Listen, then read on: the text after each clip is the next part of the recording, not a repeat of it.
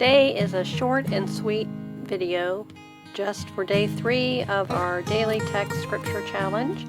I hope you're having a great day, and if you're following along with us, you will know exactly where we are. And you can check out my Instagram channel to get more information.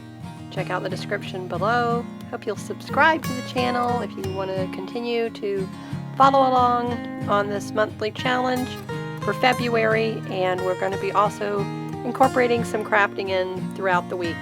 So stay tuned for that later on, and my next video will be making a boho style tassel that you can put on your junk journals, hang off of a window, off of a mirror.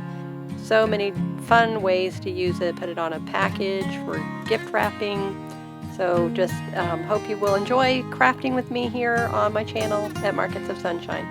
Thank you, and I'm saying hello from Florida to all my new subscribers, and we will see you in the next video. Have a great day and keep creating in the sunshine. Bye-bye.